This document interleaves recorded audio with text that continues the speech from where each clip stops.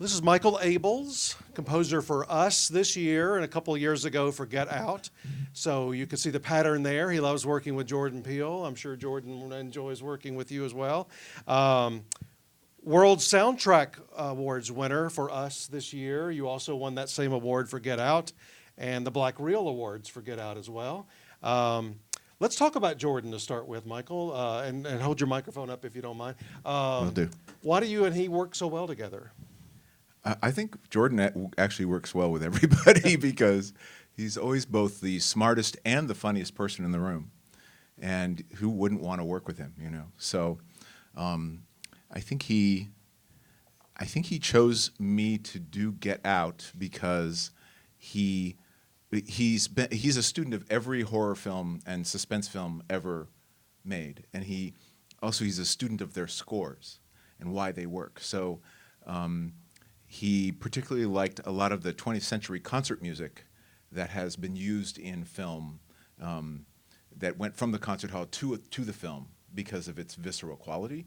So that made him unafraid to hire someone who was a concert composer to write music for the film. I think he thought that that person would have the proper language to be able to do the type of music that he really loves.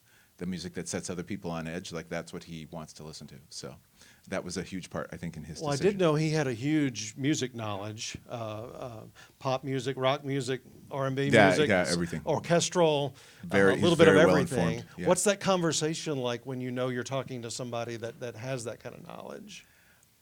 Well, he's very modest about what he knows. He never assumes that he knows, even though he knows viscerally. You know, he understands the emotional language of any piece of music instantly, and he also relates to different cultural references about them.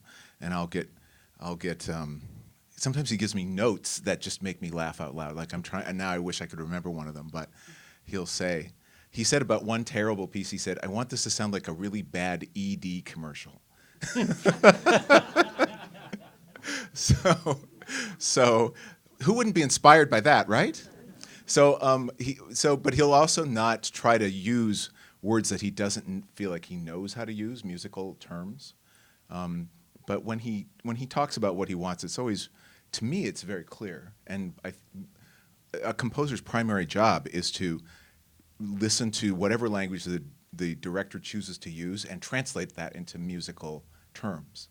And I would much rather any director speak to me in terms they feel comfortable with, emotions and gestures and cultural references, than to try to speak my language. You know?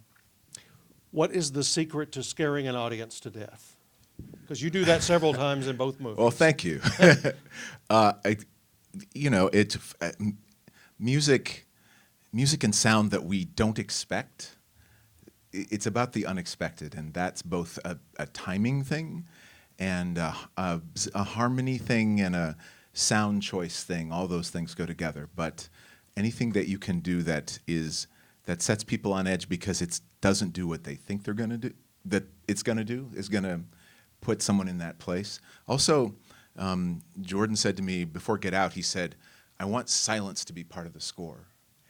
And so I began that in Get Out, and then as I realized how smart that quote was, I used it even more in the score to Us as I realized that just the absence of sound creates tension as well as any music can.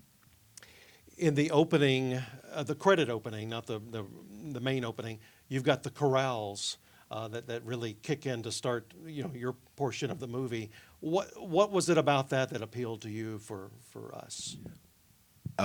So Jordan likes old school credits. You know, he does the credits at the front, and it's a great chance for music. So I'm all about that. They were both. We talked about them. He had me do those pieces before he even shot the films.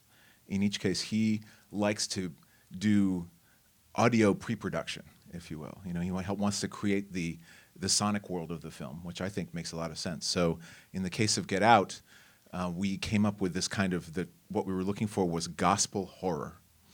We wanted to hear clearly African American music and African American voices that had no hope in it at all, just very scary music. So that was that was my touch phrase for creating that piece. And for us, it was clear that the song you hear, the piece you hear, is the voice of the tethered, the people that we meet in the film who are the doppelgangers who are really pissed off. But so you need to hear that they're pissed off.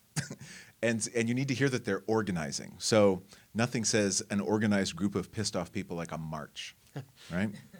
And if someone's marching, you know that there's just something's not good. But it also was important that it be very multicultural and not feel like, it had to feel like a multicultural America, because the film stars an African-American cast predominantly, but it's not about them being black. It's about them representing every American. So my challenge was to come up with how to make that march sound multicultural. So rather than, I was trying with the language of it, and I realized that I couldn't make it. Every language has its musical sort of meter that it goes with, and when the language of words that you sing makes it sound like a certain culture.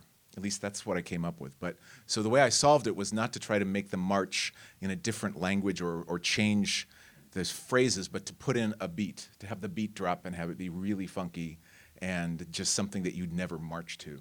So that was my way of creating that unique sonic world for the tethered of both marching and being multicultural. Within the chorales, within the voices that we hear, is a lot of children. That I've seen that in other movies, heard that in movies and TV shows.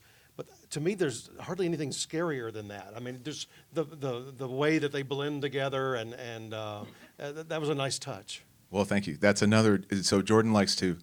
I think he likes to ruin things for people. That's part of his delight. So take a children's choir, right? and Exactly. ruin it. Like whether it's rabbits, he's ruined rabbits. He's ruined deer. So he said, "I want to start with a children's choir," because he just could tell that by the time we were done, it would be super creepy, and he was right. We've got a lot of either composers or people from the music branch or composing students here tonight. Talk about some of the instruments you use, because I was looking it up online.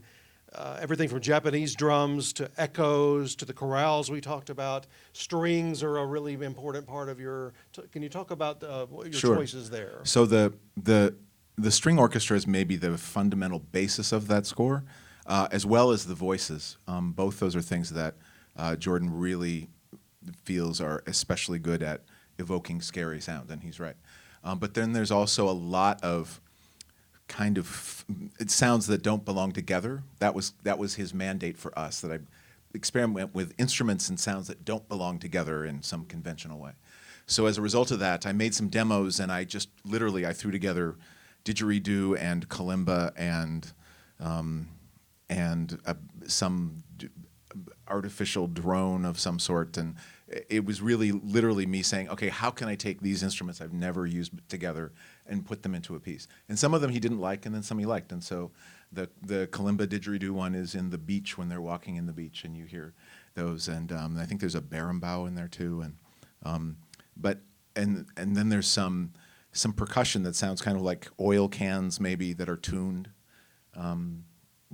So that's the basis of that sound palette. So he likes, and you like the experimentation of it. He has no problem saying, I like this, I don't like that. Oh, and then, excuse me. If anything, if my cues get sent back, it's because they're not freaky enough, basically. So I have to try harder to scare him. And I hope everybody's seen it, because we might talk a couple of plot points. But it's been out, 10 months, so I think, well, 8 or 9 months. Duality is a big theme in this movie. How did that part of the movie's themes help you in your approach? Well, so I thought I was going to have, there's a world of the tethered, and their music will be very different, but the movie doesn't unfold that way. The tethered come out into the world, so that would sound like a good concept, but it didn't really work that way. It had to do. There's only one part of the film where we're in the tethered's world near the end, and so that's a part where you really hear the voices, because you hear their suffering and their alienation from the rest of the world, and that's important. And there's a lot of ambience in their world that is designed to be alienating. But but the rest of it was more, I would say it was more visceral with what's happening. You know, I'm trying to channel the emotion that the character's experiencing as well as I can, you know, and when the character doesn't know what's going on and is terrified, then I make the music feel as disorienting as the character's feeling, and I'm not trying to say, this is where this theme comes in, you know, because the character's out of their head. So that was my approach. And where will we hear you next? I don't know. I did a film called Bad Education starring Hugh Jackman and Allison Janney, and it's a dark comedy, which is really thrilling. But it's going to be on HBO next spring. Okay. And I'm doing a ballet, which is premiering in Butler University in February. Oh, you wrote the whole thing? Not quite, almost. Michael, thank you so much. We'll see you back here for the end segment in a little while. Thanks very much, Chris. Thank you.